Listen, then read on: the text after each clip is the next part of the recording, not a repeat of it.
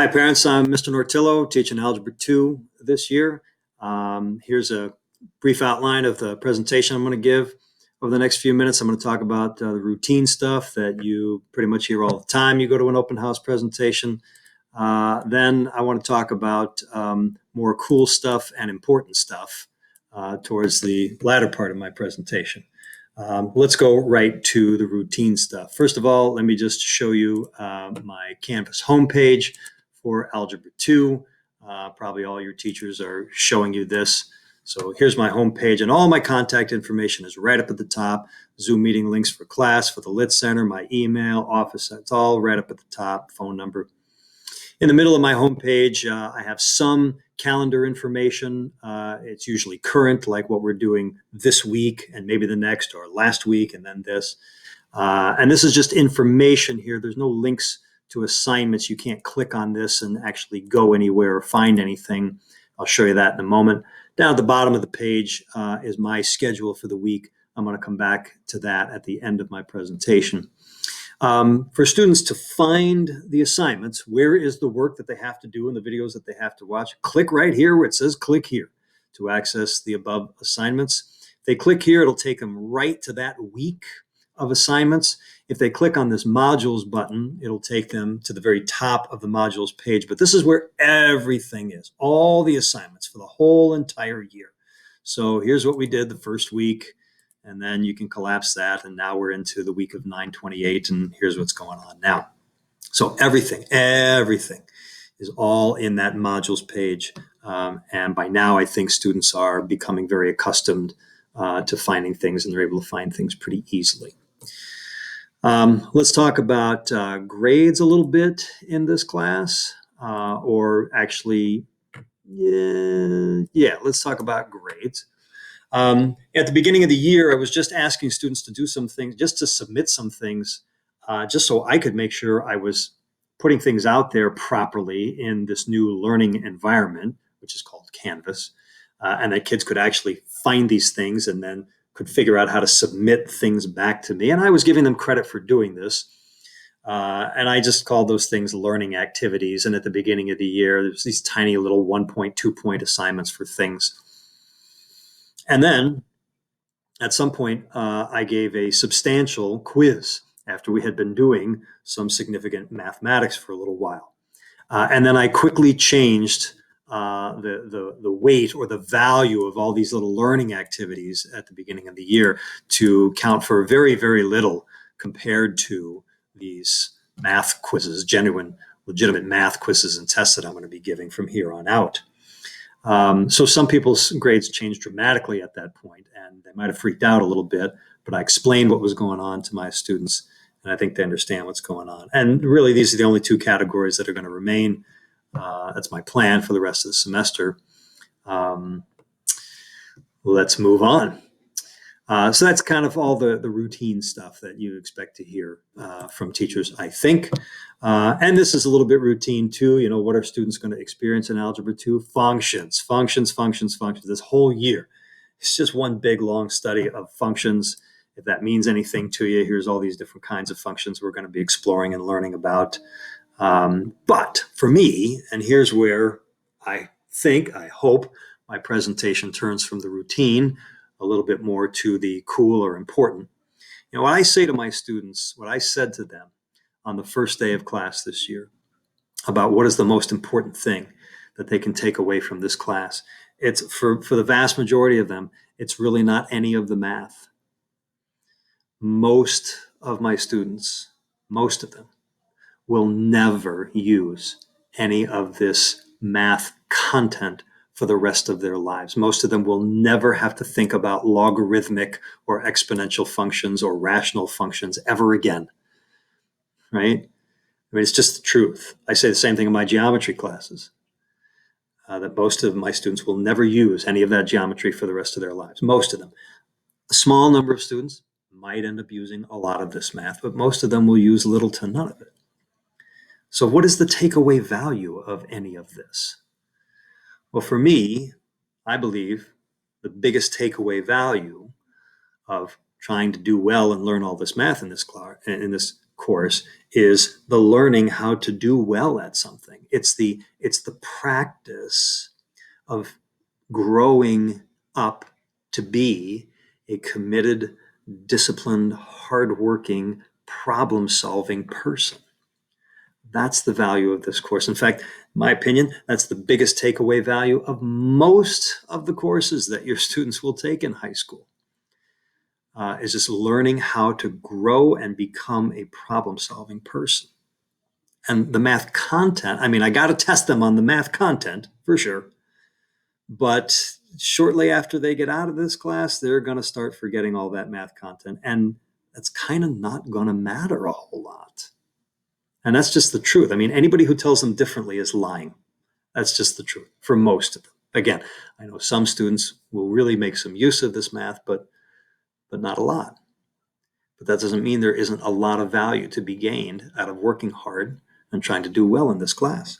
One of the things in particular that I like to draw my students' attention to whenever I can, and usually opportunities present themselves for me to do this without me trying to force it, right here, part C, how to get unstuck when solving a problem. And we experience this in the context of trying to solve math problems. But anytime it happens, I get all excited and I tell my students, look, what just happened, you can apply this to other problems in your life that have nothing to do with math. And what I'm talking about is the experience of talking out your problems when you're stuck for a solution when you remain silent. This is a nearly universal experience for my students already in their lives by this time. They have probably come into, let's say, a math class and said, teacher, I tried this homework problem and I got the wrong answer. I checked the answer and I got the wrong one and I don't know what I did. I checked my work. I couldn't find the mistake. Could you tell me how to do this problem?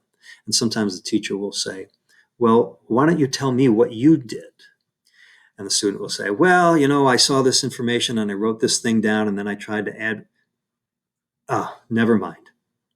And they'll be a little sheepish, maybe a little embarrassed because all of a sudden they'll see this mistake that they made, or they'll realize the mistake that they made that they didn't realize no matter how hard they looked over their work and thought about it silently. All of a sudden they see it and they think to themselves, how can I be so stupid?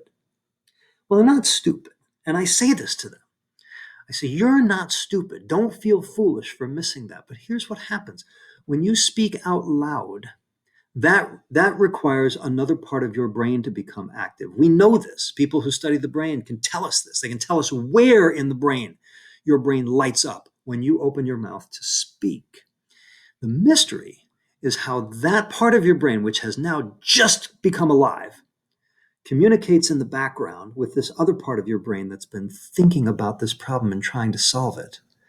And then somehow, mysteriously, it's like magic. You see something you were not able to see before. And it's so cool when that happens.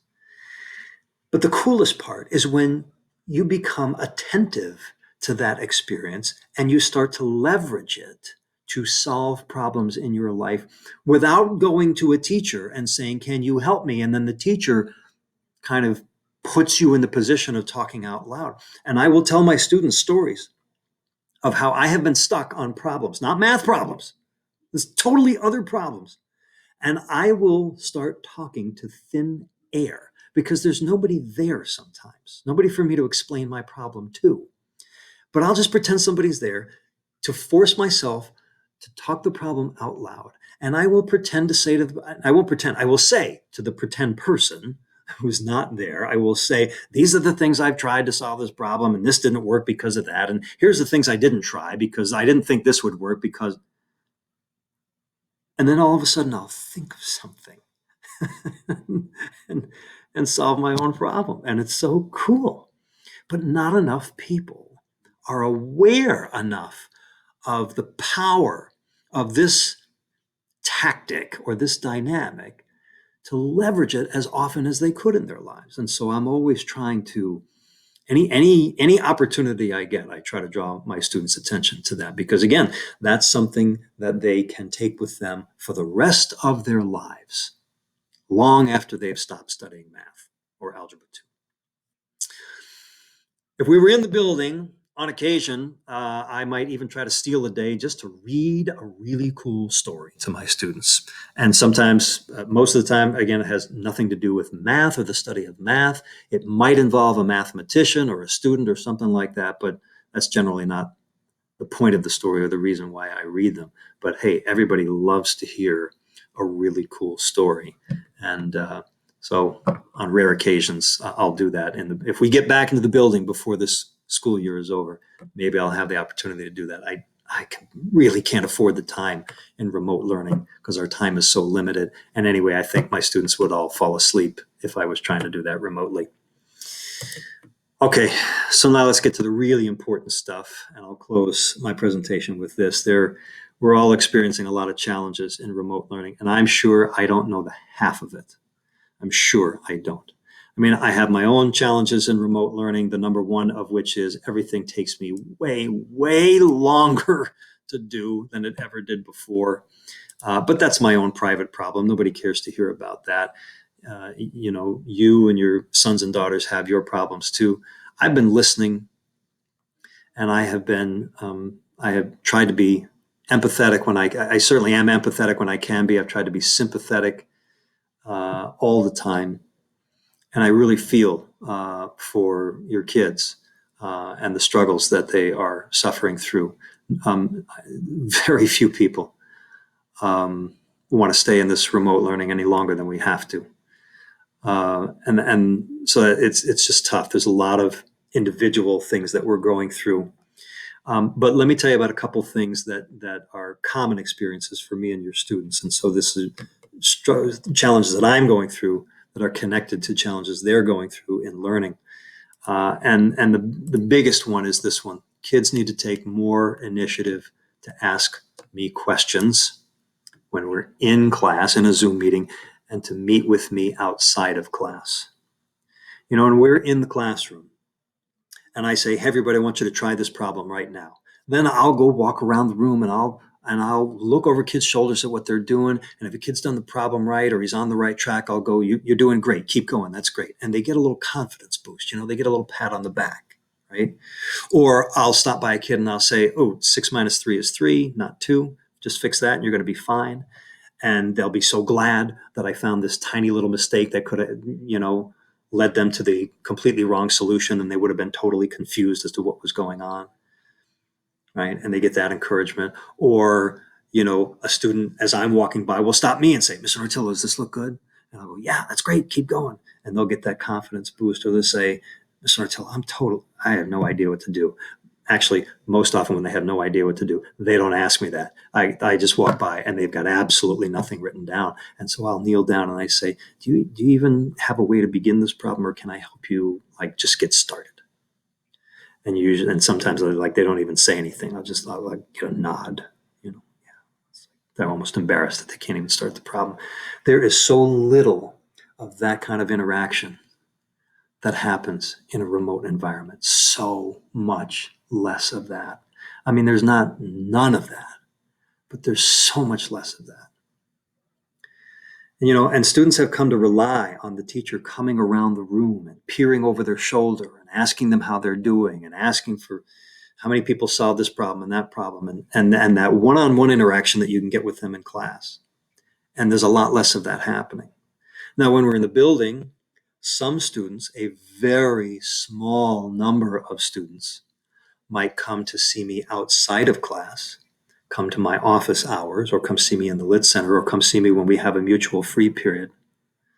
But very few students ever do. In a class of 28 Algebra 2 students, maybe I get 3 or 4 who ever come to see me outside of class all year, as nice a guy as I seem to be, but very few do. And in remote learning, it is even more important that they are taking the initiative to ask questions. I mean, I give time in class, every class period, but very few students are talking to me. Shoot, some of them don't even have their cameras on.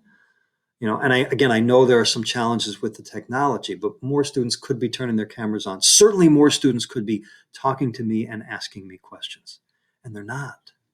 And they need to more desperately than ever. You know what I do at the end of every Zoom class? I say, okay, I always end a little bit early, right? We don't go all the way up to 10 minutes before the hour when class officially ends. And I always say, when I'm officially done, I will stick around here until the last student is gone. And if you want to ask me something, stick around. And a couple of students do sometimes, but not many. Encourage your son or daughter. Like if they don't want to ask me a question in the middle of Zoom class in front of everybody, remind them of what I say every time, and that I'm saying this to you right now. Hey, remind them, Mr. Ortillo said in his open house thing, he always waits until the last student leaves. So why don't you stick around until everybody else is gone and ask him your questions? Or go see me on a free period and meet with me one-on-one in Zoom. It would really make a difference for a lot of them, I'm sure. The other challenge is, and this is for both me and my students, I miss getting to know my students by being with them in the room. I think they miss becoming known by their teachers, but I don't think they recognize that as much or appreciate that as much. But I sure do miss getting to know them just as people, not purely as students, but as people. The students who make themselves known to me because they're so friendly are the students who are really just working so hard and telling me how much they want to succeed, and I'm like, that really draws me in towards them, and I want to work even harder to help them. Or the students who's really struggling and is just really down over something, what a hard time they're having with this class, or maybe something a little more personal. And by sharing that with me, they sort of invite me into that challenge or that suffering with them, and I value that. And very little of that is happening this year too.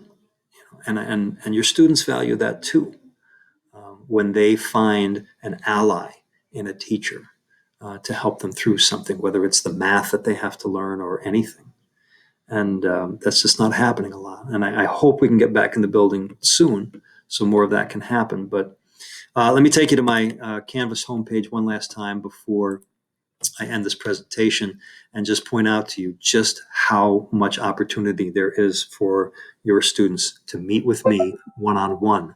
I have the school offers this 11 o'clock lunch break every single day for the entire school, students and teachers, right? And if your son or daughter emailed me and said, could I meet with you at 11 o'clock on Tuesday? Absolutely, I would do it. The school also has scheduled this all school study hall 4 days a week, students and teachers. If a student wants to meet with me during one of those periods, yes, I'll do it. Here's my office hours when they can come meet with me. I'm in the Lit Center 2 periods. 6th and 7th, they can meet with me then. I also have free periods 4, which is right here, and period 8, which is right there. There's so much opportunity for them. I mean, there's no student who does not have the time to meet with me. Maybe we don't share a free period, like 8th period. When I'm free, maybe they're not. Maybe they're not free any of the periods that I'm free. But we all have this common lunch period, and we all have this common study hall period, and I'll meet with kids at 3 o'clock or even 4 o'clock. But they got to reach out to me. They got to want it. So encourage your kids to take more initiative, to push themselves out of the comfort zone, to get whatever help they might need to be successful in this class. And I hope they'll do that until we're all back in the building again. All right, thanks.